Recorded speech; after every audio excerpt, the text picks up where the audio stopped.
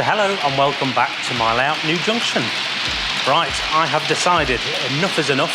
It's time to get the fourth main line up and running.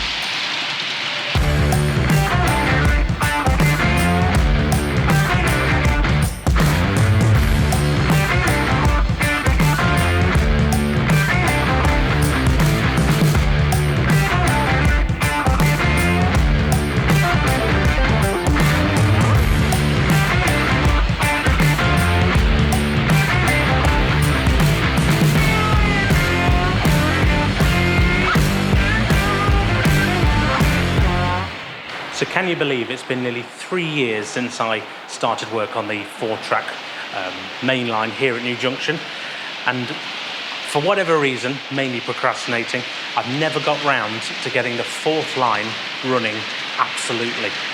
Even though the whole station, the whole idea of the station was designed so I could have stopping services, mainly on the 4th and 1st lines here. So what I'm going to do is take you back a few weeks now and show you how I got the 4th line up and running.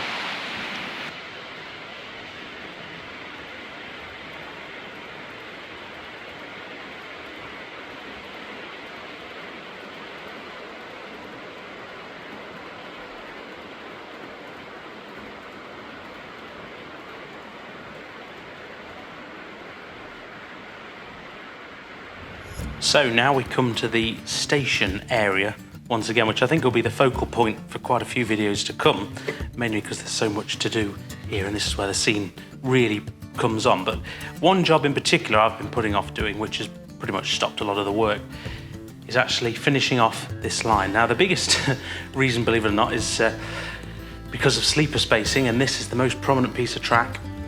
And it always comes to it, and should I do this or do something else? And something else always is the easier option. So what I'm going to do is I've pulled in a train.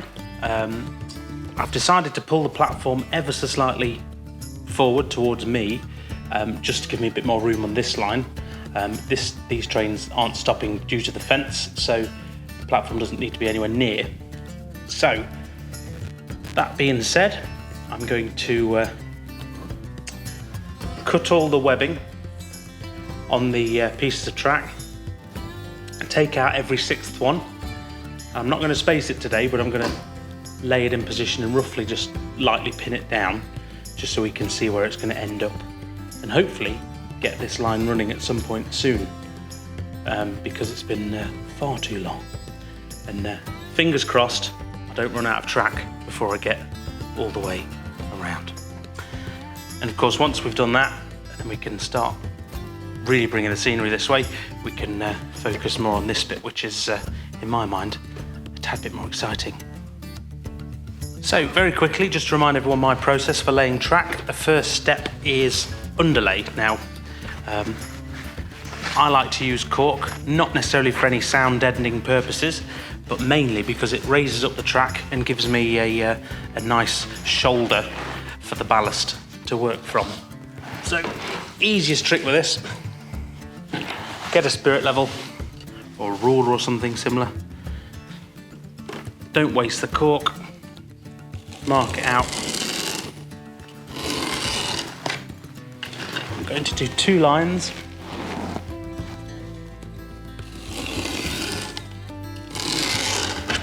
I think that should be enough. So I've drawn the lines just to make sure that's all working well. This is going to turn into a comedy sketch very quickly.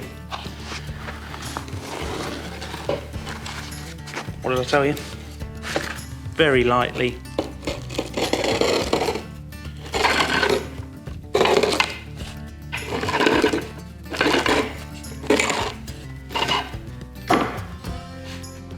Got a blunt blade.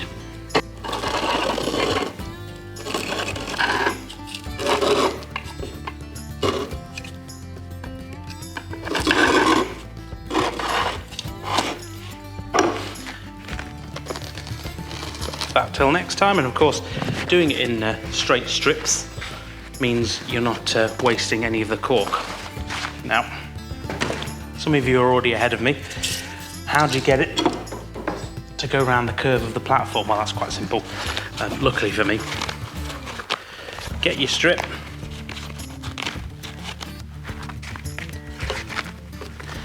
I'm actually going to do it in lengths of track.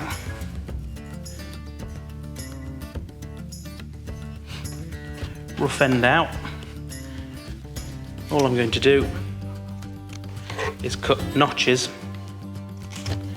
in the cork, about halfway, 3/4, every inch or so.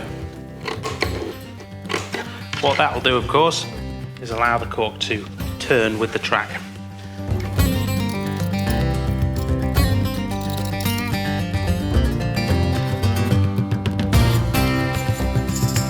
It's not until we pin down the track do I require using my spacer, which I've been using, which will set it off the platform at a perfect width.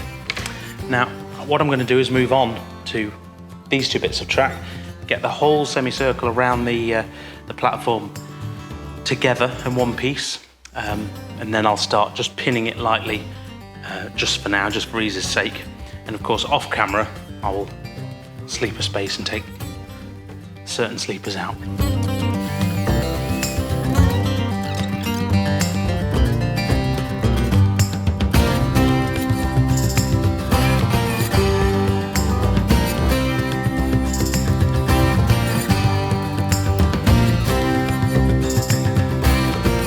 Right, so there we are, that's now in, roughly. So what I'm going to do now is follow the track again from the beginning, using my little screw to make some track pin holes, and then the spacer which I've used the whole way along. Now this spacer is from PGM, who do my platforms and station, but I don't think they sell these separately yet. However, you can get them from Westhill Wagon Works. And what this does is it either spaces your track perfectly for double track, or gives you the correct distance away from a platform as well. Works really well. I'm just going to use this now and repin the track to get a lovely semicircle.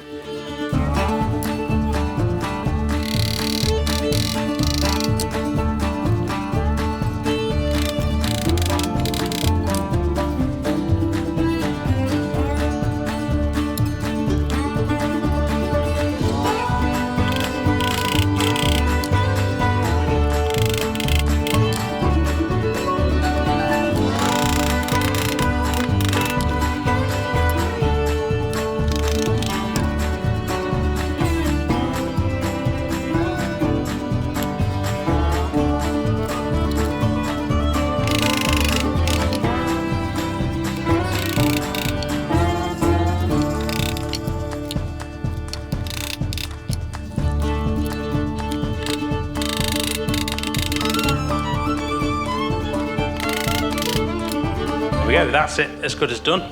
So again, just in case I didn't explain properly, this is going to come back up off camera. Normally I'd be gluing the cork down as well, with some Copydex. For today, I'm just going to put it down lightly.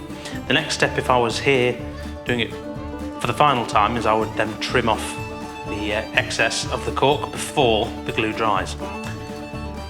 Right, so the first thing to do before I carry on is just give it a visual check.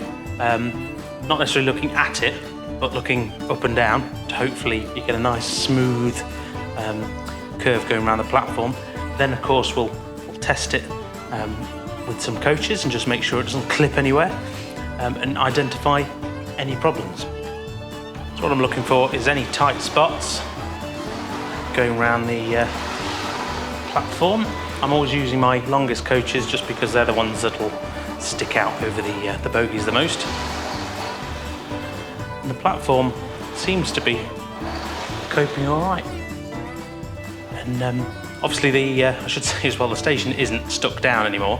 Not doing that again after I spent ages ripping it back up again.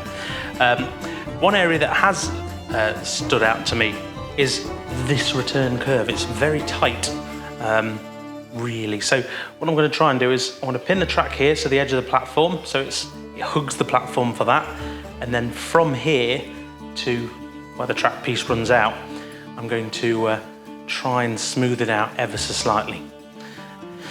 All being well, that should go on pretty easy. And then of course, the next thing to do is to put the point in.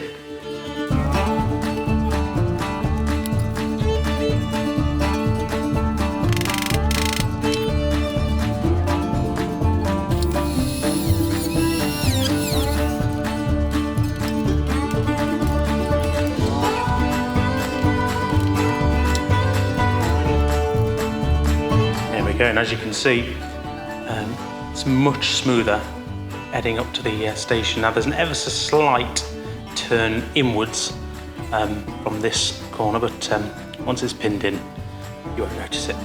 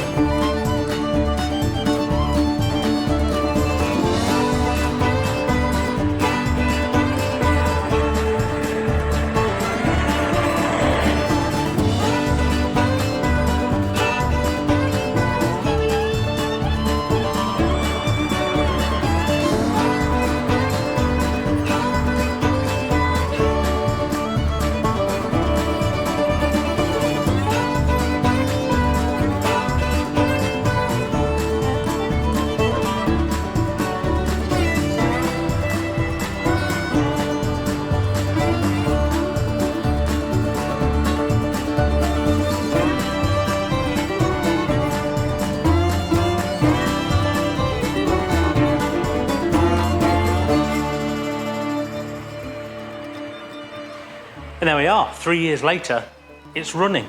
Who'd have thought?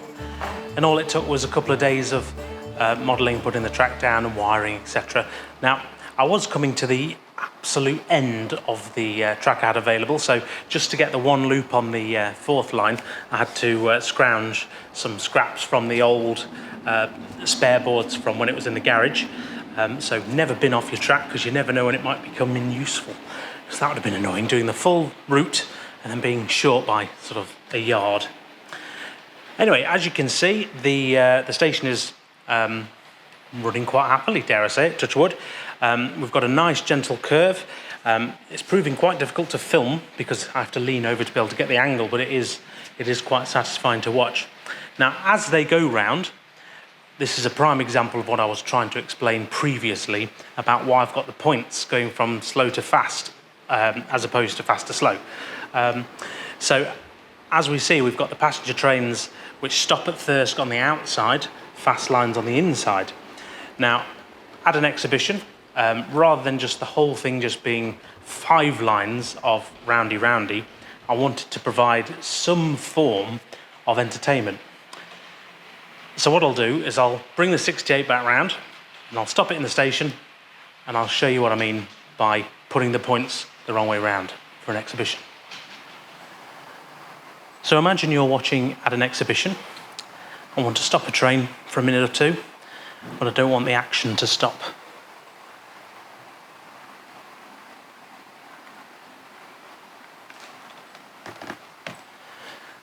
So what do? Do I stop all the trains going round? Or, as my ideas were, change the points, both ends, and as you can see,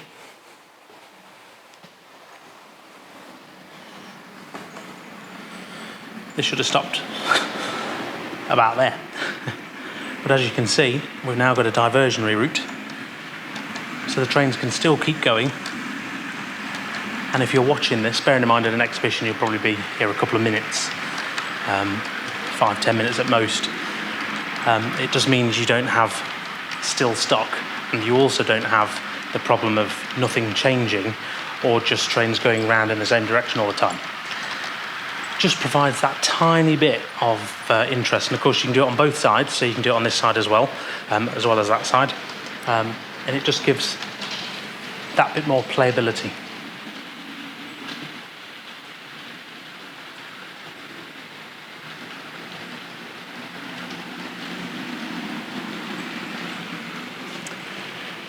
So the question has been asked, what did I do here at the back end? Now, as you can see, where the fourth line is, I've not quite got enough room really to space the third and fourth line. So as suggested in the previous episode, I joined lines 3 and 4 together just so I can actually have the trains running in the short term. Yes, and I'm still waiting for the edging.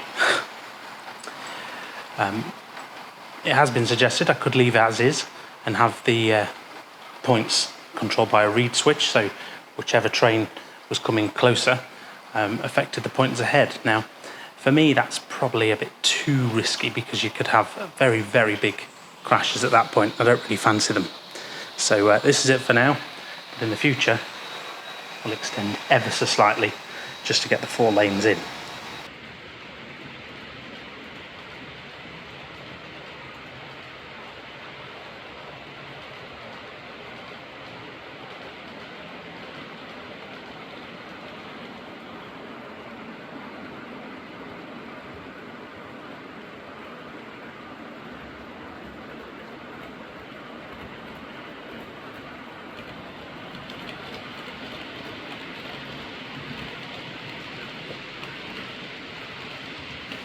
So I'll leave the 68 running.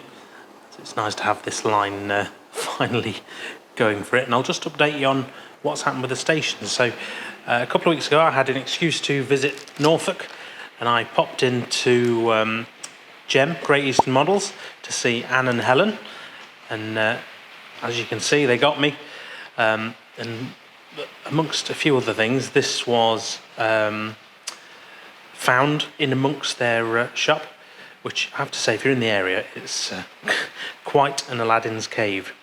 But these are the DCC Concepts commissioned Westhill Wagon Works modern image platform seats, and they're now on the platform going in. As you can see, there's a couple just here, but station progress continues. Now, on the back of I think it was the last video, or the video before, I mentioned I had the Sankey Scenics station signs, but nowhere to mount them like on Third Station.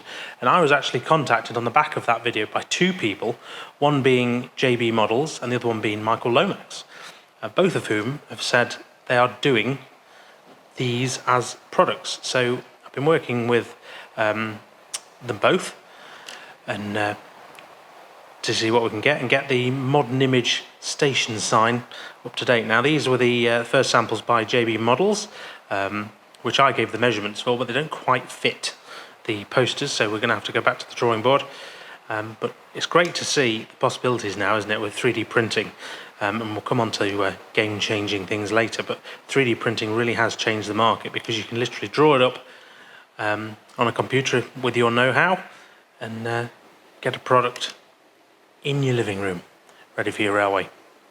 So talking about things which are game changers for the hobby, I mentioned 3D printing earlier, which is absolutely fantastic, but I've sort of missed the boat on 3D printing. I think lots of people have home units, and you've even got companies such as Westhill Wagon Works who literally make everything you need for your layout, where it's possible to do it on a 3D printer.